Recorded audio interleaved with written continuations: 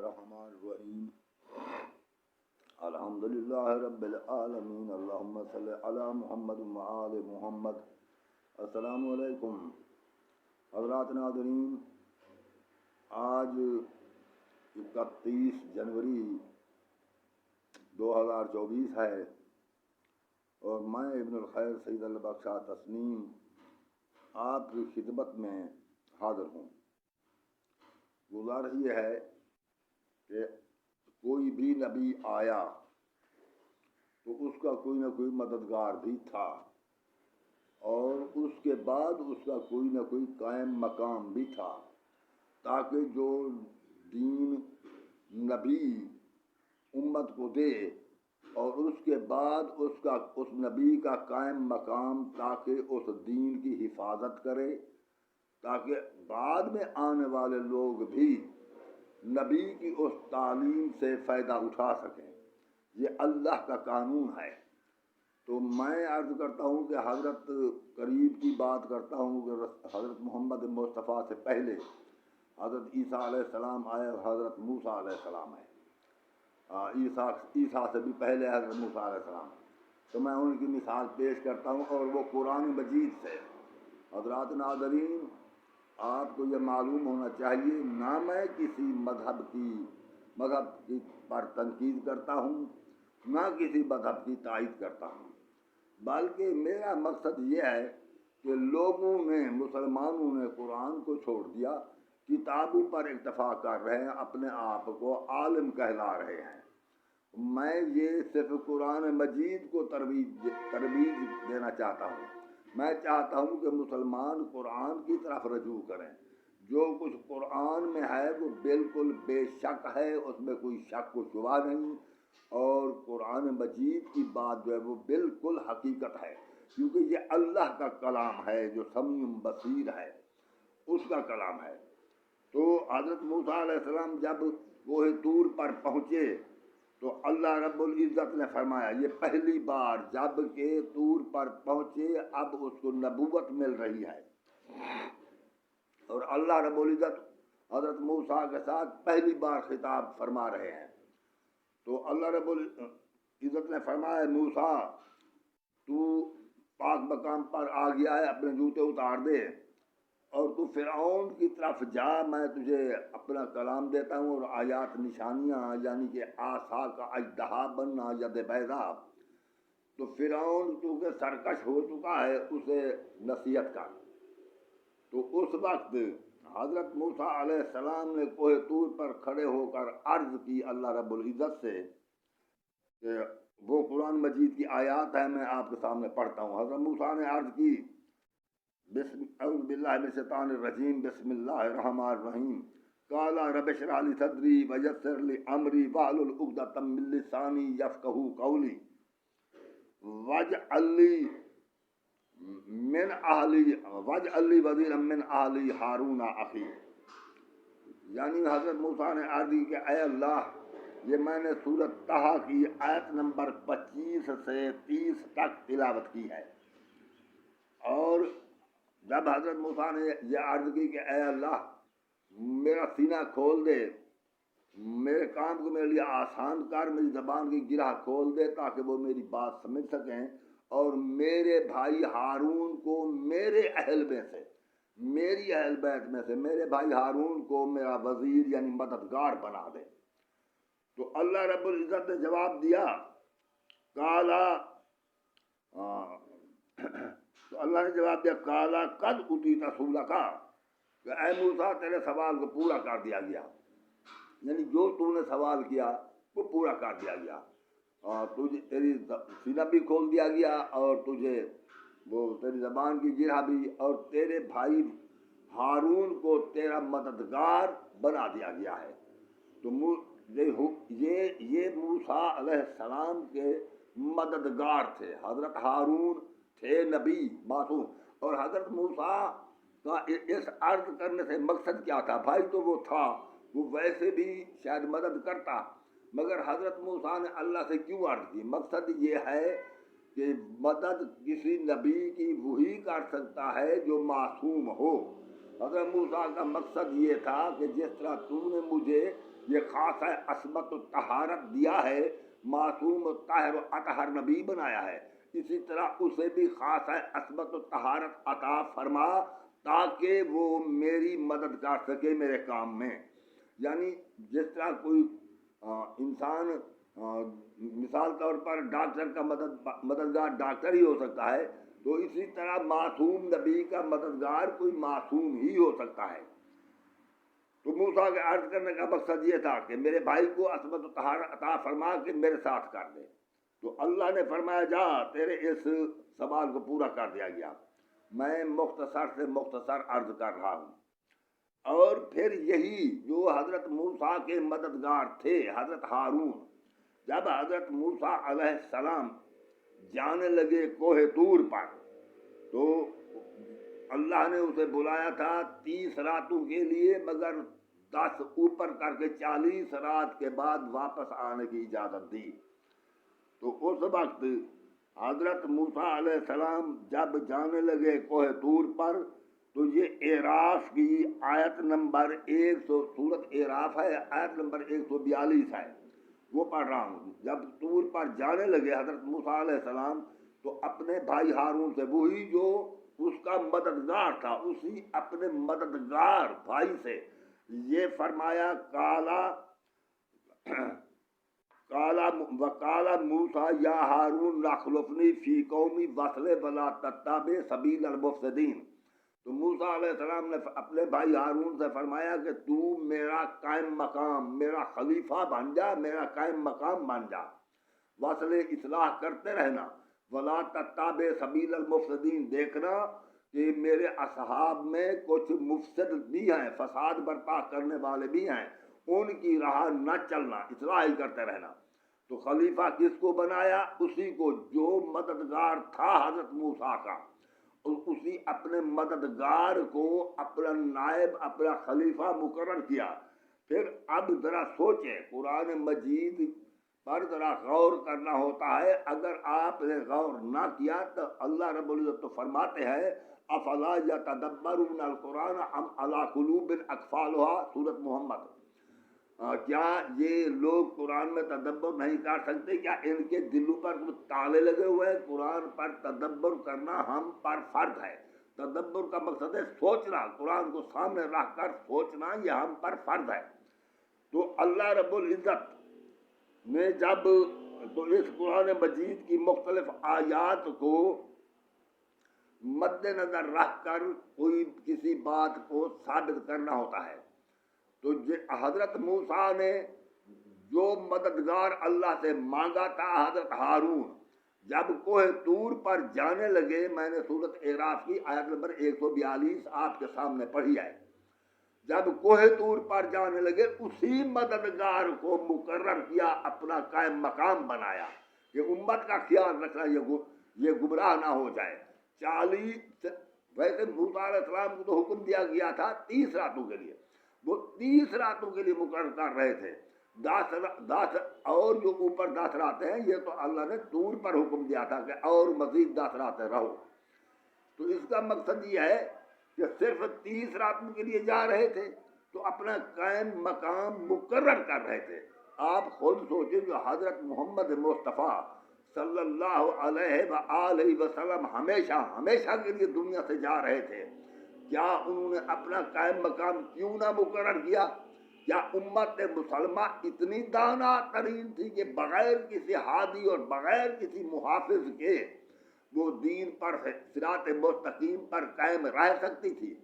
میرے بھائی، اگر یہ بغیر کسی ہادی کے دین پر قائم رہنے والے ہوتے تو ان کے گروہ نہ بنتے، ان میں جھگڑے پیدا نہ ہوتے، یہ تلوار نہ چلتی، یہ قتل و غارت نہ ہوتی۔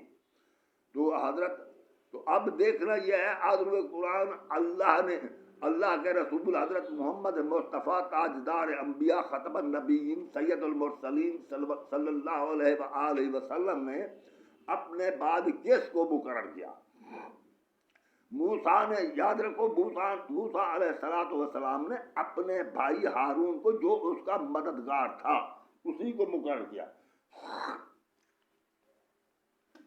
تو اس سے معلوم ہوتا ہے کہ جو مددگار ہوگا محمد مصطفیٰ کا، تو محمد مصطفیٰ بھی اپنا قائم مقام اسے ہی مقرر کریں گے، کیونکہ جو مددگار نبی کا ہوتا ہے وہ پاک و طاہر ہوتا ہے۔ کوئی ایسا آدمی جو اپنی نفس کی علائشوں میں مبتلا ہو، اپنے نفس کے آگے کمزور ہو، اس کو نہ اللہ مقرر کرتا ہے دین اسلام کی ترویج کے لیے، نہ کوئی نبی مقرر کرتا ہے۔ تو حضرت محمد مصطفیٰ صلی اللہ علیہ وسلم کو سورت بنی اسرائیل کی آیت نمبر 80 آپ کے سامنے پڑھ رہا ہوں۔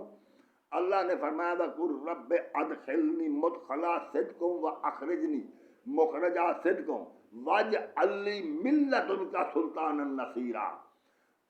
اے رسول تو مجھ سے یوں دعا مانگ، یوں عرض کر کہ اے میرے رب ادخلنی مدخل صدق، مجھے سچائی کے ساتھ یعنی خوبی کے ساتھ، یعنی کہ جس چیز میں میرا فائدہ ہو، جہاں میرا فائدہ ہو مجھے وہاں داخل کر، وَأَخْرِجْنِي مُخْرَجَ صِدْقٍ، اور مجھے سچائی کے ساتھ یعنی جس میں میرا فائدہ ہو اس سے مجھے نکال لے جا، تو مجھے اس سے نکال لے جا۔ وَأَخْرِجْنِي مُخْرَجَ صِدْقٍ وَاجْعَل لِّي، اور بنا دے میرے لیے۔ اب رسول کریم نے یہ نہیں فرمایا کہ من اہل، میرے اہل سے نہیں، یہ نہیں فرمایا فلاں کو فلاں کو فلاں کو، یہ نہیں فرمایا، بلکہ واجعل لی من لدنک سلطانا نصیرا، اپنی طرف سے مجھے غالب مددگار عطا کر۔ اب اپنی طرف کا مطلب یہ ہے کہ اللہ یوں فرما رہے ہیں کہ اے رسول اس تیرا جو مددگار ہوگا اس کا انتخاب مجھ پر چھوڑ دے، مجھے کہے کہ اپنی طرف سے عطا کر، تو منتخب نہ کر بلکہ اپنا مددگار مجھ پر چھوڑ دے کہ میں تجھے مددگار عطا کروں جو کہ غالب ہو۔ اب اس قرآن مجید میں ایک نشانی دی گئی ہے رسول کریم صلی اللہ علیہ وسلم کے مددگار کی، وہ نشانی یہ ہے کہ جو مددگار میں عطا کروں گا، اللہ فرما رہے ہیں وہ غالب ہوگا، وہ غالب مددگار ہوگا۔ میرے عزیز ناظرین، آپ اگر حقیقت تسلیم کر سکتے ہیں اور عقیدت اندھی سے جان چھڑا سکتے ہیں تو سوچ سکتے ہیں کہ حضرت محمد مصطفیٰ کے پورے اصحاب میں سے، پوری افواج میں سے کون تھا جو سب پر غالب تھا، چاہے وہ جنگ صفین ہو، میں بھول گیا، چاہے وہ جنگ احد ہو یا جنگ خندق ہو یا جنگ خیبر ہو یا جنگ حنین ہو، جس نے رسول کریم کو ایک سیکنڈ کے لیے بھی نہیں چھوڑا بلکہ شمع نبوت کے ارد گرد پروانے کی طرح چکر مارتے رہے، اور چاہے وہ عبد و ود کے مقابل گئے یا مرحب انتر و حارث کے مقابل میں گئے، کسی بڑے سے بڑے پہلوان کے مقابلے میں بھی ہچکچائے نہیں، حتیٰ کہ اگر کوٹ خیبر کے دروازے بند کر دیے گئے تو آپ حضرت علی علیہ السلام نے پاؤں کی ٹھوکر سے دروازہ اڑا دیا، تو وہ کوٹ کا دروازہ، قلعے کا دروازہ کھل گیا، تو پھر حضرت علی علیہ السلام اس قلعے کے اندر داخل ہوئے، پھر اس کے ساتھ ساتھ پیچھے فوج بھی داخل ہوئی، تو یہودیوں نے ہتھیار پھینک دیے۔ تو یہ غالب مددگار شیعہ، سنی، دیوبندی، بریلوی، اہل حدیث پوری طرح سمجھتے ہیں اگر کوئی غالب مددگار تھا تو وہ سوائے حضرت علی علیہ السلام کے کوئی نہیں ہے۔ تمام سنی شیعہ عالم اسلام حضرت علی علیہ السلام کو شیر خدا، اسد اللہ الغالب کہتے ہیں، تو یہ بات چھپی ہوئی نہیں ہے۔ اب اس بات کو گڈ مڈ نہ کریں، یقین تسلیم کر لیں کہ حضرت علی علیہ السلام سے بڑھ کر شجاعت میں تمام اصحاب رسول میں سے کوئی نہیں ہے۔ تو اس لیے اللہ نے یہی فرمایا تھا کہ مجھ سے طلب کر، مجھ سے اس طرح دعا مانگ کہ مجھے عطا کر، واجعل لی من لدنک سلطانا نصیرا، مجھے عطا کر اپنی طرف سے غالب مددگار۔ یہ لکھتے ہیں کہ غالب غلبہ عطا کر، نصیر غلبہ نہیں ہے، خدا کا خوف کرے، یہ مترجم، یہ نصیر ناصر چونکہ اسم فاعل ہے، نصیر جو ہے یہ ایک اس سے بڑھ کر یعنی ایک صفت ہے، یعنی ناصر سے بھی بڑھ کر زیادہ مدد کرنے والا. جیسے کہ رحیم، اللہ کو رحیم کہتے ہیں، تو رحیم کا معنی کیا؟ رحم کریں گے. یہ صرف مترجمین کی ذرا سی ان کو تکلیف ہوتی ہے. حالانکہ نصیر کے معنی مددگار ہیں، یعنی نصیر یہ اسم فاعل ہے، مگر یہ صفت تمام ہوتی ہے، یعنی ہمیشہ کے لیے مددگار. جس طرح رحیم ہے تو اللہ ہمیشہ کے لیے رحم کرنے والا، ہر ایک پر رحم کرنے والا. تو نصیر کے معنی ہے ہر ایک پر غالب. جس طرح اللہ رحیم ہے تو حضرت علی علیہ السلام محمد مصطفیٰ کے نصیر تھے. نصیر کے معنی غلبہ نہیں ہوتا، غالب مددگار ہوتا ہے، یعنی فاعل ہے، فاعل ناصر ہے، مددگار ہے. مگر یہ ایسی صفت ہے جو صفت تمام کے لیے ہوتی ہے، یعنی صفت عام، ہمیشہ ہر کسی پر غالب، ہر وقت غالب. وَقُلْ رَبِّ أَدْخِلْنِي ہاں، تو یہ علی علیہ السلام مددگار کے طور پر اللہ رب العزت نے پاک رسول کو دے دیا. تو علی علیہ السلام ہر جنگ میں، ہر مشکل میں، ہر مقام پر، چاہے وہ مباہلہ ہو یا چاہے آیت تطہیر نازل ہو رہی ہو، چاہے پاک رسول سفر میں ہوں یا چاہے رسول کریم گھر میں ہوں، جہاں بھی ہوں علی ساتھ، اور وہ مددگار ہر وقت علی اس کے ساتھ، سایہ کی طرح ساتھ. کیونکہ یہ مددگار تھا، اللہ کی طرف سے حضرت علی پر فرض کیا گیا تھا کہ رسول کی مدد کرنا ہے. تو یہ مددگار ساتھ، کچھ بھی ہو جائے. سارے اصحاب چھوڑ کر جنگ میں چلے گئے، بھاگ نکلے احد میں، حنین میں، مگر اس کے باوجود علی علیہ السلام نے میدان نہیں چھوڑا. اگر خندق میں جو حال جنگ خندق میں اصحاب کا ہوا، آپ دیکھ سکتے ہیں 21 پارہ کا آخری ورق سورۃ احزاب پڑھ لیں تو بہت سراسیمہ ہو گئے تھے تب اصحاب رسول. مگر علی علیہ السلام تھے جس نے اب عمرو بن عبد ود جیسے مردود کو واصل جہنم کیا. تو ہر مقام پر یہ غالب رہے، ہر پہلوان پر غالب رہے، ہر مقام پر غالب رہے. تو یہ تھے رسول کریم کے مددگار، جو اللہ کی طرف سے مددگار دیا گیا تھا. تو حضرت موسیٰ کا جو مددگار تھا حضرت ہارون، جب موسیٰ جانے لگے تو اس نے اپنے مددگار حضرت ہارون کو مقرر کیا اپنی جگہ پر، اپنا قائم مقام بنایا کہ تو میری جگہ پر اب لوگوں کی اصلاح کرتے رہنا. حضرت ہارون کو اپنا قائم مقام، جو اس کا مددگار تھا حضرت موسیٰ کا، اسی کو اپنا قائم مقام بنا کر گئے. اب حضرت علی علیہ السلام جو رسول کریم کے مددگار ہیں، تو رسول کریم نے بھی اسے اپنا قائم مقام بنایا. کچھ لوگ کہتے ہیں جی حضرت محمد مصطفیٰ کے بعد چونکہ نبی تو کوئی آنا نہیں، اس لیے نبی کا کوئی غیر معصوم خلیفہ نہیں بن سکتا. اور بھائی غیر معصوم نہیں بن سکتا نا، مگر معصوم تو بن سکتا ہے. نبی نہیں معصوم تھے، جس طرح حضرت مریم نبی نہ تھی مگر معصومہ تو تھی. کہ وَإِذْ قَالَتِ الْمَلَائِكَةُ يَا مَرْيَمُ إِنَّ اللَّهَ اصْطَفَاكِ وَطَهَّرَكِ وَاصْطَفَاكِ عَلَىٰ نِسَاءِ الْعَالَمِينَ. یہ سورۃ آل عمران کی آیت نمبر 42 پڑھی ہے میں نے. جب فرشتے نے کہا ہے مریم ان اللہ اصطفاک، اللہ نے تجھے چن لیا ہے. کس بات کے لیے؟ یعنی تجھے پاک و طاہر کیا ہے، اس پاکیزگی اور طہارت کے لیے اللہ نے تجھے چن لیا ہے. واصطفاک، اور کائنات کی عورتوں میں سے تجھے چن لیا. اسی طرح پاک ہوتے ہیں. یہ سورۃ احزاب کی سپارہ 22 ہے، سورۃ احزاب کی آیت نمبر 33 میں حضرت رسول اکرم صلی اللہ علیہ وسلم کی پوری اہل بیت پاک و طاہر ہیں. تو اللہ نے فرمایا انما یرید اللہ لیذھب عنکم الرجس اہل البیت یطہرکم تطہیرا. اے اہل بیت، اللہ نے یہ ارادہ کیا ہوا ہے کہ ہر قسم کی برائی کو، رجس کو، برے عمل کو تم سے دور رکھے اور تمہیں ایسے پاک رکھے جیسے پاک رکھنے کا حق ہے.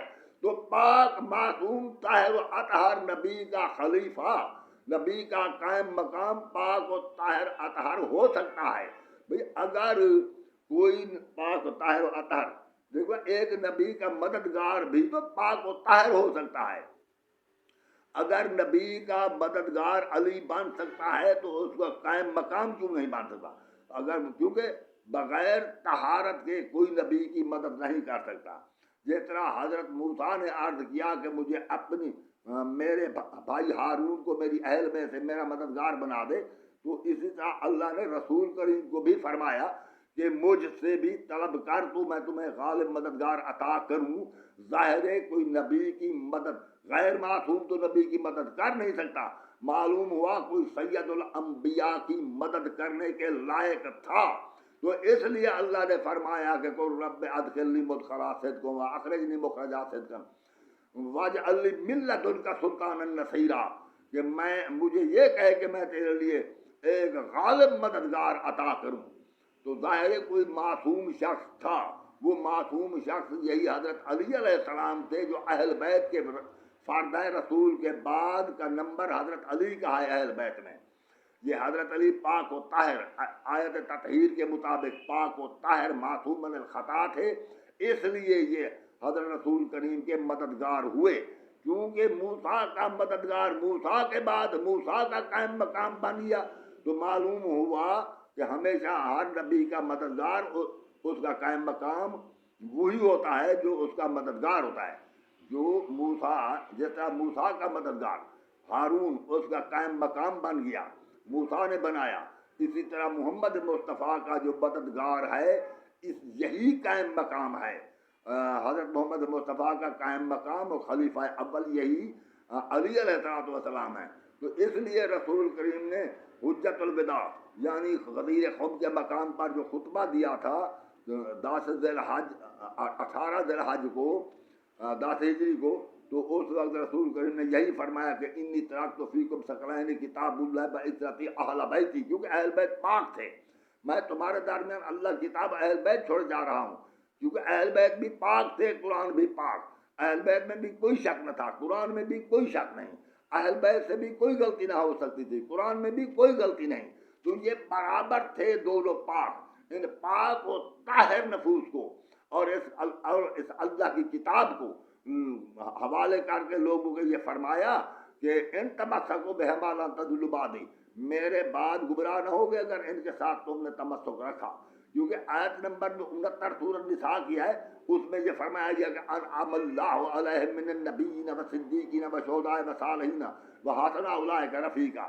کہ اللہ نے انعام کیا ہے نبیوں پر، صدیقوں اور شہیدوں اور صالحین پر، یعنی صرف نبیوں پر انعام نہیں، یہ جو معصوم لوگ ہوتے ہیں وہی صدیق کہلاتے ہیں، جو جن کی عصمت قرآن میں بیان ہو، جسے قرآن مجید نے معصوم پاک و طاہر صدیق فرمایا ہو وہی صدیق ہو سکتا ہے، جسے قرآن نے نہ فرمایا ہو تو اس کو بندے اپنی طرف سے صدیق نہیں بنا سکتے۔ تو یہ 5 تن پاک جو ہیں حضرت رسول کریم، حضرت علی علیہ السلام، حضرت فضل الزہرا صلوات اللہ وسلام اللہ علیہ، حضرت حسن علیہ السلام، حضرت امام حسین علیہ السلام، یہ 5 جو ہیں آیت تطہیر کے وقت رسول کی چادر میں تھے، سب رسول کریم ان کو چادر میں لے لیا تھا، تو یہ 5 پاک و طاہر ہیں، یہ اللہ کی طرف سے انعام یافتہ ہیں، یہ صدیق ہیں، یہ معصوم ہیں، اور شہید انعام یافتہ شہید بھی یہی ہیں، باقی لوگ جو ہیں شہید ہو رہے ہیں وہ ان کی اتباع میں ہیں، انعام یافتہ صالحین بھی یہی اہل بیت ہیں، تو یہ انعام یافتہ پاک و طاہر جو رسول کا مددگار حضرت علی علیہ السلام موجود تھا، تو غدیر خم پر مقام پر حضرت علی کا ہاتھ پکڑ کر، اس لیے رسول کریم نے فرمایا تھا کہ من کنت مولا ہو فہذا علی مولا، جس کا میں مولا ہوں اس کا میرے بعد یہ علی مولا ہے۔ مولا کے معنی آقا سید و سردار کے بنتے ہیں، دوست نہ بناؤ، رسول کریم ہمارا دوست نہ تھا بلکہ ہمارا افسر تھا، ہمارا حاکم تھا، ہم پر سردار تھا، وہ ہمارا، ہم تو اس کی خاک پا بھی نہیں بن سکتے، دوستی کا دعویٰ کیسے کرتے ہو؟ تو میں عرض کر رہا تھا یہ جس طرح ہارون موسیٰ کے ساتھ تھا، اسی طرح رسول کریم نے بھی فرمایا یا علی انت بمنزلت ہارون بے موسیٰ الا لا نبی بعدی، اے علی تو میرے ساتھ ایسے ہی ہے جیسے موسیٰ کے ساتھ ہارون تھا، فرق صرف یہ ہے کہ میرے بعد نبی نہیں آنا، کسی نے نبی نہیں ہونا، اگر کوئی نبی ہونا ہوتا تو پھر تو علی نبی ہوتے، کیونکہ نبی نہیں آنا تھا اس لیے علی نبی نہ تھے، مگر طاہر و اطہر معصوم ضرور تھے، اور جس طرح ہارون موسیٰ کا مددگار تھا، رسول کریم یہ حدیث فرما کر کہ انت بے منزلت ہارون بے موسیٰ، تو میرے ساتھ اسی طرح ہے جیسے موسیٰ کے ساتھ ہارون تھا، اسی منزل پر ہے۔ تو اس کا مطلب واضح ہو گیا کہ ہارون مددگار تھا موسیٰ کا، رسول فرما رہے ہیں تو بھی علی میرے ساتھ اسی منزل پر ہے، یعنی تو ہے میرا مددگار۔ تو موسیٰ نے مقرر کیا اپنا خلیفہ اپنے مددگار کو، تو حضرت رسول کریم صلی اللہ علیہ وسلم نے غدیر خود کے مقام پر علی علیہ السلام کا ہاتھ پکڑ کر اپنا قائم مقام حضرت علی کو اپنے مددگار کو مقرر کیا۔ تو ان آیات کی روشنی میں حضرت علی علیہ السلام کی خلافت بلا فاصلہ ثابت ہوتی ہے۔ ہاں البتہ بعض لوگ کہیں گے کہ حضرت ابو بکر خلیفہ بن گئے، وہ بھائی خلیفہ بن گئے، رسول پاک کے جو وہ خلیفہ نبینی حکومت پر ضرور آ گئے، وہ حکومت تھی۔ جہاں تک خلافت کا تعلق ہے سورۃ نور کی آیت نمبر 55 دیکھیں، اللہ فرما رہے ہیں جو میں خلیفے بناؤں گا وہ خوف و ہراس میں ہوں گے، وہ مظلوم ہوں گے، ان پر ظلم ہوگا۔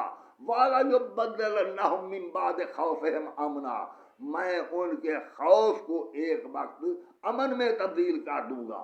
وہ امن میں جب اللہ کے خلفاء آئیں گے وہ وقت رجعت ہے، اور وہ میں نے اپنے خطبات میں بیان کر دیا، اور میری کتاب انکشافات بالآیات المتشابہات میں بھی یہ بیان ہے۔ تو میرے بھائی آپ قرآن اور اہل بیت کے ساتھ ہو جائیں، یہی ہدایت کا راستہ ہے اور یہی ہادی ہے، اور حضرت علی علیہ السلام اہل بیت میں سے پہلا خلیفہ ہے رسول کریم کا، ایک خلیفہ بلا فاصل کہتے ہیں۔ اس کے بعد حضرت امام حسن، پھر حضرت امام حسین، لگاتار اسی طرح امام مہدی علیہ السلام تک۔ کیوں رسول کے گھرانے کو چھوڑ دیا؟ پھر کہتے ہیں ہم حق پر ہیں، رسول کے گھرانے کو چھوڑ دیا، رسول کے اہل بیت کو چھوڑ دیا، اور اصحاب کی طرف چلے گئے، اور قرآن کو چھوڑ کے حدیث کی طرف چلے گئے، کہتے ہیں ہم حق پر ہیں۔ آپ سوچیں حق یہ نہیں ہے۔